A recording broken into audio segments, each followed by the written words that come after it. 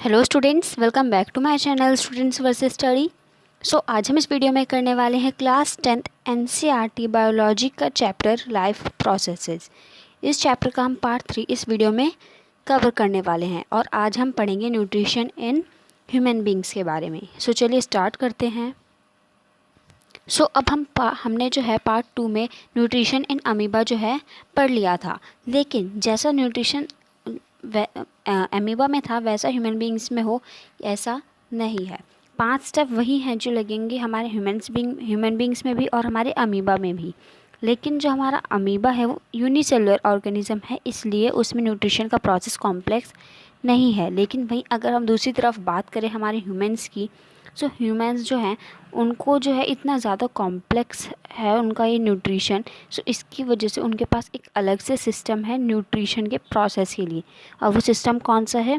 वो सिस्टम है हमारा डाइजेस्टिव सिस्टम। ह्यूमन्स के पास जो है अलग से डाइजेस्टिव सिस्टम है अपना न्यूट्रिशन का प्रोसेस पूरा करने के लिए।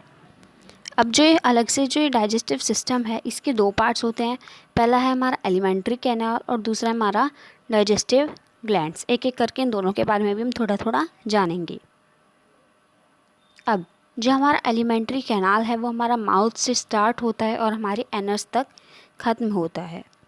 अब हम सबसे पहले बात करेंगे हमारे उन फैक्टर्स की जो हमारे बीच में एलिमेंट्री कैनाल के बीच में आते हैं। सबसे पहला जो हमारा स्टेज होता है हमारे न्यूट्रिशन का वो होता है हमारा माउथ से start. Digestion first takes place in mouth, food enters into body through mouth. यानी कि जो डाइजेशन है वो सबसे पहले कहाँ पर होता है? हमारे माउथ में। जो फूड होता है हम उसको हाथ से जो अपने मुंह में रखते हैं उसी को हम वैसे इंजेक्शन भी बोलते हैं बाय द वे। अब हमारा माउथ है उसमें भी कुछ हमारी चीज़ें हैं। फॉर एग्जांपल हमारा टीथ जो होते हैं वो हमारे हार्ड स्ट्रक्चर्स होते हैं जो कि हमारे दोनों ऊपर भी और नीचे भी दोनों ही जॉज में प्रेजेंट होते हैं, और वो हमारे फूड को क्रश करने में, ग्राइंड करने में, च्यू करने में, कट करने में, इन सब में बहुत ज़्यादा हेल्प करते हैं। डेंटल कैरीज और tooth decay causes gradual softening of enamel and dentine. यानी कि जब हम बोलते हैं ना कि हमारे दांत ख़राब हो गए हैं, सो वो दांत एक्चुअली में ख़राब नहीं होते। हमारे जो इनेमल और डेंटाइन की लेयर होती है ना, अब इनेमल और डेंटाइन आप सोचेंगे क्या है? एक सेकेंड, यहाँ पर देखेंगे आप, ये हमें एक फिगर दी हुई है। यहाँ पर ये जो ऊपर नाम लिखा हुआ है ये हमारा इनेमल है और उसके नीचे डेंटाइन है। जो सबसे बाहरी का हिस्सा, सबसे बाहर का जो हिस्सा होता है वो हमारा इनेमल है और सेकंड वाला जो है वो हमारा डेंटाइन है। जब ये जो है बहुत ज़्यादा सॉफ्ट पड़ जाते हैं तो उसी को हम बोलते हैं डेंटल कैरीज या फिर टूथ डिके की दांत खराब हो गए हैं। Begins when bacteria acting on sugars produce acids that softens or demineralize the enamel। और ये हमारे जो डेंटाइन और इनेमल है ये सॉफ्ट क्यों पड़ता है? ये सॉफ्ट इसलिए पड़ता है क्योंकि जब हम जो है ब्रश नहीं करते हैं हमारे फूड में जो प्रेजेंट एसिड होता है उस पर कुछ बैक्टीरिया जो हैं वो रिएक्ट करने लगते हैं। उसको जो है उन बैक्टीरियाज के रिएक्शन की वजह से उन एसिड्स पर वो जो हैं हमारे इस इनेमल और डेंटाइन की लेयर को सॉफ्ट कर देते हैं। Masses of bacterial cells together with food particles stick to the teeth to form dental plaque। अब हम जो है जब अपना खाना जो है चबाते हैं तो हम जब खाना खा के उठते हैं हम देखेंगे, अगर हम अपने दांतों को देखेंगे, अपने टीथ्स को देखेंगे कि हमारे दांतों पर जो है ना एक लेयर जो है जम गई है, एक लेयर जो है फॉर्म हो गई है और उसी लेयर को हम बोलते हैं डेंटल प्लेक। कि जो खाना खाने के बाद जो हमारा कुछ खाना होता है वो हमारे थोड़ा दांतों पर जो है स्टिक कर जाता है, चिपक जाता है और वो एक लेयर बना देता है जिसे हम बोलते हैं dental plaque. Saliva can't reach the tooth surface to neutralize the acid as plaque covers the teeth. Brushing the teeth after eating removes the plaque before the bacteria produce seeds। यानी कि अब क्योंकि वो लेयर जो है जम गई है, वो स्टिक हो गई है हमारे दांतों से, इस वजह से जो सलाइवा प्रेजेंट होता है हमारे माउथ में वो हमारे दांतों पर जो है रिएक्ट नहीं कर पाता, जिससे कि वो जो हमारा कॉम्प्लेक्स फूड है उसको सिंपल फूड में जो है कन्वर्ट कर सके, यानी एसिड जो है उसको न्यूट्रलाइज कर सके। इसीलिए हमें कहा जाता है कि हमें खाना खाने के बाद जो है ब्रश करना चाहिए, जिससे कि वो जो लेयर है, वो जो प्लेक है वो निकल जाए, वो वहाँ से हट जाए, इससे पहले कि जो बैक्टीरिया हैं उस पर उन एसिड्स पर जो है रिएक्ट करें। और अगर हम जो है ऐसा नहीं करते हैं सो ये जो माइक्रो ऑर्गेनिज्म, ये जो हमारे बैक्टीरिया है ना, ये हमें बहुत ज़्यादा नुकसान पहुंचा सकते हैं, अंदर ही अंदर हमारे दांतों को जो है ख़राब कर सकते हैं। सो इसलिए ब्रश करना बहुत ज़्यादा इम्पॉर्टेंट है। अब जो दूसरी चीज़ हमारे माउथ में पाई जाती है वो हमारी टंग, यानी हमारी जीभ। ये जो है हमारी मस्कुलर सेंसरी ऑर्गन होती है। सेंसरी मतलब ये जो है कोई भी चीज़ सेंस कर सकती है। और ये हमारी कहाँ पर प्रेजेंट होती है? ये हमारी जो बकल कैविटी होती है, हमारे जो नेक से थोड़ा ऊपर का हिस्सा होता है हमारा जॉज टाइप में, सो वहीं पर ये प्रेजेंट होती है हमारी टंग। और इसमें जो है कुछ टेस्ट बर्ड्स भी होते हैं, जो कि हम 4th या 5th क्लास में जो एक डायग्राम भी पढ़ के आते हैं हमारी टंग का, बिटर, सॉर, सॉल्टी, स्वीट, ये सब करके। और ये जो हमारी टंग है, it also helps in mixing of food and cleaning of teeth, यानी कि ये हमको जो है फूड को अच्छे से मिक्स करने में जो है बहुत ज़्यादा हेल्प करती है, और साथ साथ टीथ को क्लीन करने में, जो हमारे टीथ होते हैं उनको जो है क्लीन करने में भी बहुत ज़्यादा हेल्प करती है। देन हमारा है फेरिंग्स। फेरिंग्स जो है वो हमारे ईसोफेगस और ट्रैकिया के बीच में होता है, उनको लिंक करता है। और ये हमारी ओरल कैविटी जो होती है उसके जस्ट पीछे जो है लोकेटेड होता है। देन आता है हमारा स्टमक। अब it is a J shaped bag, ये जो है एक जे शेप्ड बैग होता है। अब आप यहाँ पे फिगर में भी देख सकते हैं कि किस तरह से जे बना रहा है। सो ये जो है एक जे शेप्ड बैग होता है, like part of the alimentary canal which stores the food and does it's partial digestion, यानी कि हमारा एक जे शेप्ड बैग होता है, और ये जो है हमारा फूड भी स्टोर करता है, और उसके साथ साथ वो उसका पार्शियल डाइजेशन भी करता है।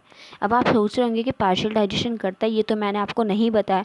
सो ये जो है हम अभी पढ़ेंगे, लेकिन मैं आपको सिर्फ एलिमेंट्री कैनाल के जो पार्ट्स हैं उनके बारे में भी बता रही हूँ। सो स्टमक जो है वो भी हमारी एलिमेंट्री कैनाल का एक पार्ट है, जो कि हमारे फूड को स्टोर करता है और साथ साथ उसका पार्शियल डाइजेशन भी करता है। फुल डाइजेशन, जो कंप्लीट डाइजेशन होता है, वो हमारे स्मॉल इंटेस्टाइन में जाके होता है।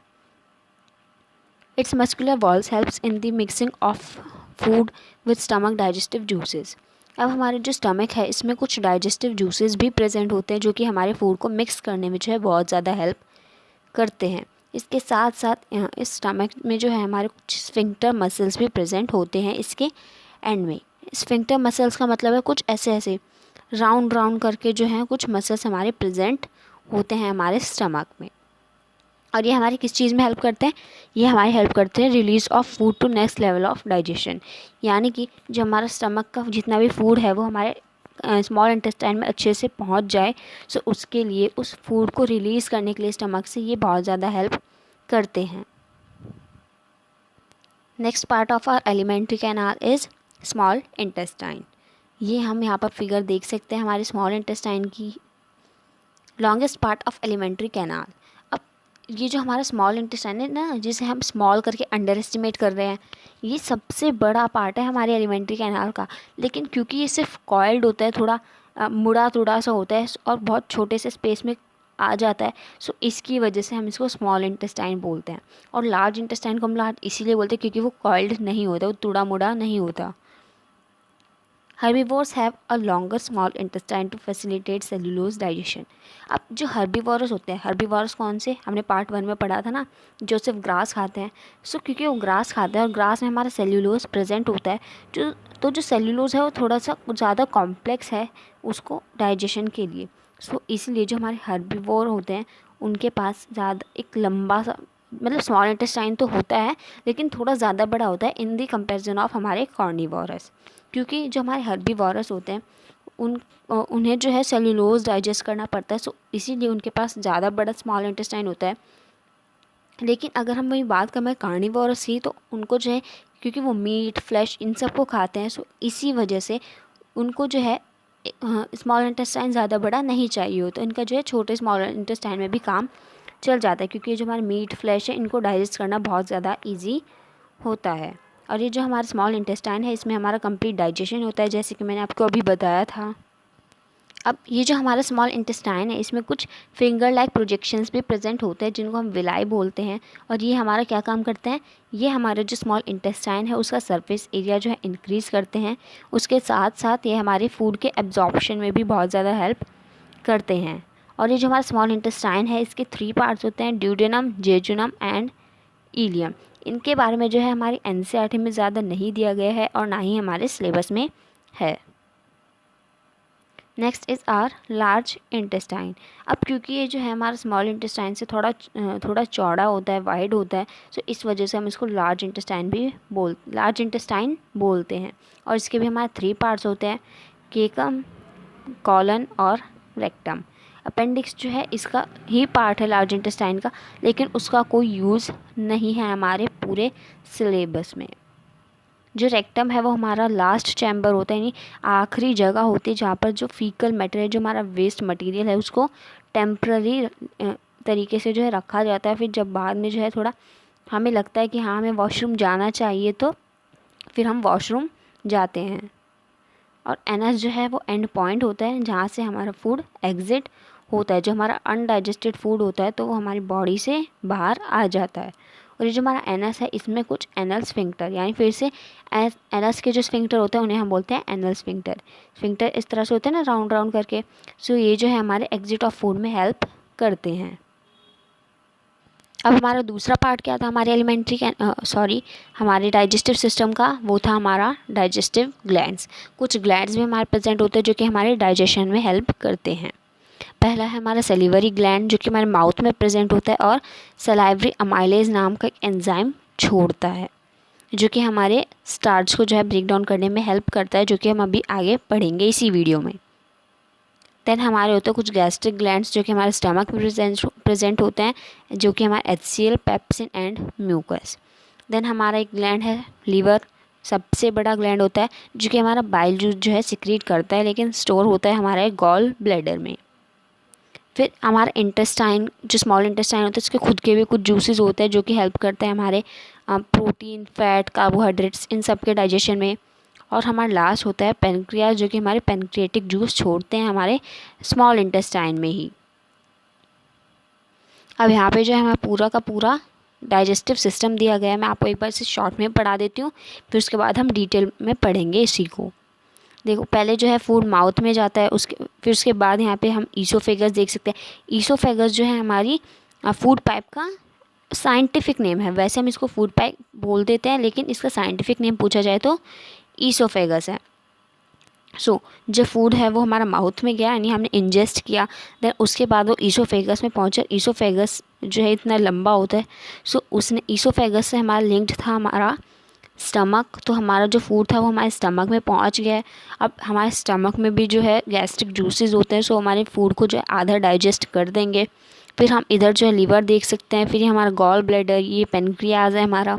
फिर ये जो हमारा स्टमक है, फिर यहाँ से हमारा एक दोबारा से आ जाता है ईसोफेगस स्टार्ट हो जाता है। फिर इधर से ये जो ईसोफेगस है हमारा स्मॉल इंटेस्टाइन से लिंक हो जाता है। फिर इसमें हमारा फूड डाइजेस्ट होता है। इसमें पेनक्रियाज भी अपने सिक्रीशन छोड़ते हैं, इसमें बाइल जूस भी सिक्रीट होता है, और साथ साथ स्मॉल इंटेस्टाइन के खुद के भी कुछ जूसेस होते हैं जो कि हमारे फैट्स, कार्बोहाइड्रेट्स और प्रोटीन्स के डाइजेशन में हेल्प करते हैं। देन हमारे जो फिर ये स्मॉल इंटेस्टाइन है हमारा लिंक होता है लार्ज इंटेस्टाइन से। लार्ज इंटेस्टाइन में जाके जो हमारा फूड जो है अच्छे से डाइजेस्ट हो चुका होता है हमारे स्मॉल इंटेस्टाइन में, और एब्जॉर्ब भी हो चुका होता है। हमारा जो लार्ज इंटेस्टाइन है वो क्या हमारा डाइजेस्ट करेगा, वो जो हमारा सॉल्ट होता है हमारे फूड में प्रेजेंट और जो पानी होता है उसको जो है अच्छे से अपने पास रख लेगा। फिर जो सॉलिड मटेरियल बचेगा वो हमारा एनएस के थ्रू जो है बाहर आ जाएगा। ये हमारा अपेंडिक्स है। और ये डायग्राम जो हमसे पेपर में पूछा जाता था, मतलब जब हमारे वैसे एग्ज़ाम्स होते थे, थियोरेटिकल एग्ज़ाम्स होते थे, लेकिन अब क्योंकि MCQs है, ऐसा भी हो सकता है कि हमें डायग्राम पूछा जाए और हमें लेबलिंग किसी में गलत और किसी में सही दी जाए। हमसे पूछा जाए कि कौन सा डाइजेस्टिव सिस्टम की लेबलिंग जो है सही है। आपको याद करके जाना है कि हमारा डाइजेस्टिव सिस्टम होता कैसा है, चाहे वो पेपर में आए चाहे ना आए, आपको कोई कॉम्प्रोमाइज़ नहीं करना है। चलिए स्टार्ट करते हैं अपना न्यूट्रिशन इन ह्यूमन बींग्स को डिटेल में। सबसे पहला प्रोसेस है हमारा इंजेशन। इंजेशन का मतलब बिल्कुल सिंपल, बस हमने खाने को जो है हाथ से उठाया और मुंह में डाला, उसी को हम बोलते हैं इंजेशन। देन हमारा आता है डाइजेशन। डाइजेशन जो है वो हमारा कहाँ से स्टार्ट होता है, वो हमारे माउथ से ही स्टार्ट होने लगता है। क्योंकि जो हमारे वहाँ पे टीथ होते हैं वो हमारे फूड को जो है अच्छे से स्मॉल स्मॉल पीसेस में कट कर देते हैं, उसको च्यू करते हैं, उसको ग्राइंड करते हैं अच्छे से। उसके साथ साथ मतलब अब उन्होंने जो है फिजिकल डाइजेशन तो कर दिया, अब केमिकल डाइजेशन की बारी। सो हमारे जो सैलिवरी ग्लैंड्स प्रेजेंट होते हैं, सो वो जो है सलाइवा सिक्रीट करते हैं। और ये जो हमारा सलाइवा होता है ये हमारा एक वाटरी लिक्विड होता है, यानी गीला गीला सा लिक्विड होता है। और इसकी वजह से जो हमारा फूड है वो गीला सा हो जाता है हमारे माउथ में।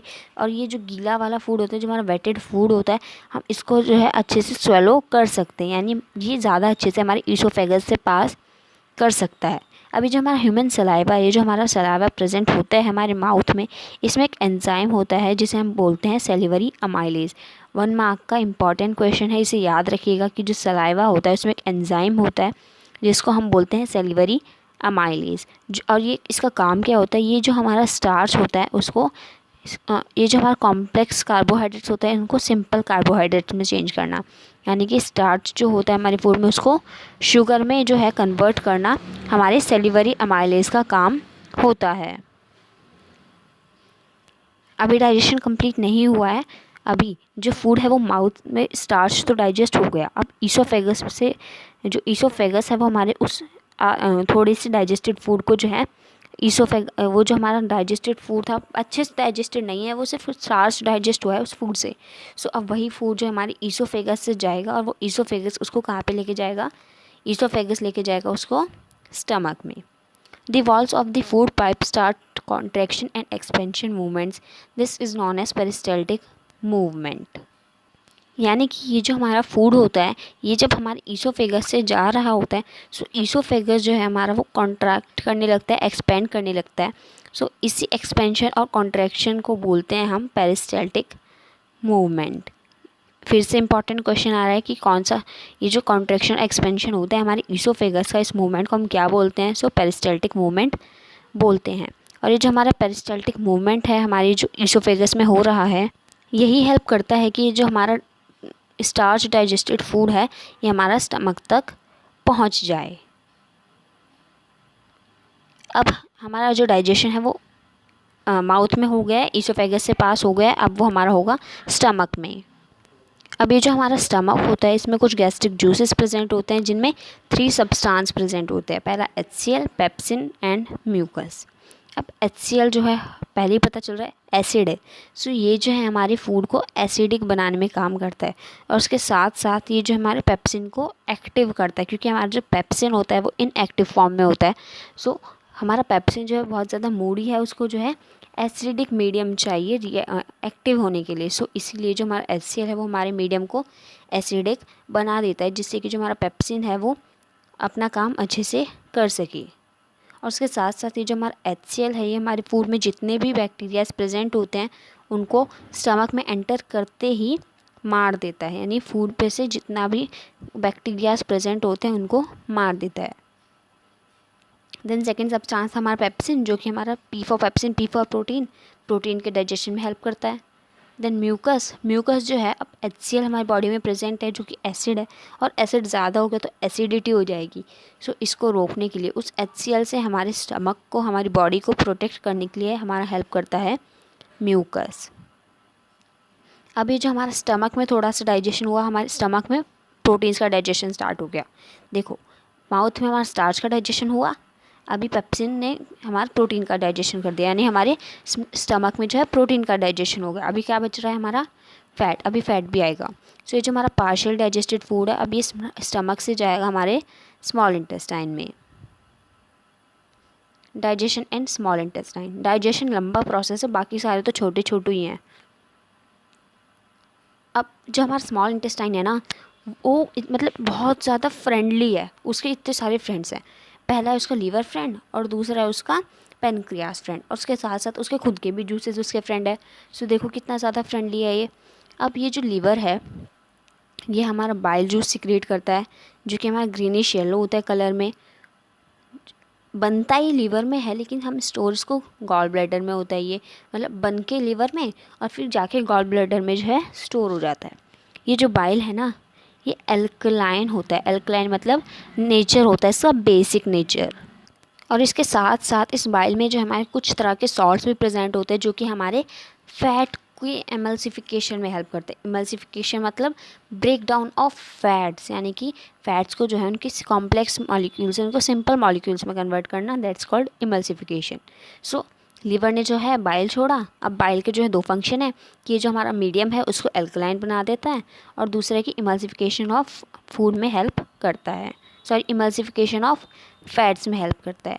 अब फैट भी आधा डाइजेस्ट हो गया, प्रोटीन ने पेप्सिन ने प्रोटीन डाइजेस्ट कर दिया और हमारे सेलिवरी अमाइलेज ने स्टार्च डाइजेस्ट कर दिया, यानी तीनों जो है एक बार डाइजेस्ट हो गए। अभी अच्छे से ये डाइजेस्ट होंगे हमारे स्मॉल इंटेस्टाइन में ही। देन सेकेंड दोस्त था हमारा पेनक्रियाज। ये जो है हमारा स्टमक के नीचे पाया जाता है, कुछ इस तरह में होता है, ये पत्ती टाइप में इस तरह का हमारा पेनक्रियाज होता है और इसमें कुछ पेनक्रिएटिक जूस प्रेजेंट होते हैं और वो पेनक्रिएटिक जूस में कुछ एंजाइम्स होते हैं जिनको हम डाइजेस्टिव एंजाइम्स बोलते हैं। फॉर एग्जांपल हमारा pancreatic amylase, then trypsin and then lipase. Amylase हम इस तरह से याद रख सकते हैं कि जो अमाइलेज है उसने स्टार्च ब्रेक डाउन किया था हमारे माउथ में, सो इसमें भी स्टार्च को ही ब्रेक डाउन करेगा। देन हमारा ट्रिप्सिन पेप्सिन से थोड़ा मैच कर रहा है, तो ये हमारा प्रोटीन को डाइजेस्ट करेगा। और लाइपेज, अब जो हमारा इमल्सिफाइड फैट है जो कि हमारे बाइल जूस ने कर दिया इमल्सिफाई, अब बचा है लाइपेज और बचा है फैट, सो इन दोनों का कॉम्बिनेशन कर देता है, सो हमारा इमल्सिफाइड फैट को जो है डाइजेस्ट करेगा हमारा लाइपेज। याद रखना ईजी, आप इनको जो है एक बार ना पढ़ लीजिएगा इसके नोट्स बना के। The walls of small intestine contains glands which secrete intestinal juice. अब स्मॉल इंटेस्टाइन है ना, उसके दो दोस्तों ने तो अपना काम कर दिया, अभी स्मॉल इंटेस्टाइन की भी तो कुछ जिम्मेदारी है ना, सो उसके भी जो है वो भी कुछ इंटेस्टिनल जूसेस जो है सिक्रीट करता है जिनमें कुछ तरह के एंजाइम्स होते हैं। और वो एंजाइम्स का काम क्या होता है, उनका काम होता है कि वो हमारे जो बचे कुछ अभी जो स्टार्च का अच्छे मतलब अभी इन तीनों को जो अच्छे से डाइजेशन नहीं हुआ है, अभी सिर्फ उन्होंने कर दिया है थोड़ा थोड़ा और अभी पूरी तरीके से हमारा ये इंटेस्टिनल जूसेस करेंगे। सो हमारा ये जो हमारे एंजाइम्स प्रेजेंट होते हैं हमारे इंटेस्टिनल जूसेस में, ये हमारे कॉम्प्लेक्स कार्बोहाइड्रेट यानी हमारे स्टार्च को जो है शुगर में चेंज करेंगे, प्रोटीन को अमीनो एसिड में चेंज करेंगे और फैट्स को फैटी एसिड्स और ग्लाइसरॉल में चेंज करेंगे। आपसे पूछा जा सकता है कि प्रोटीन्स किस में जो है कन्वर्ट होंगे हमारे स्मॉल इंटेस्टाइन में और स्टार्च किस में और फैट किस में, सो आपको याद रखना पड़ेगा।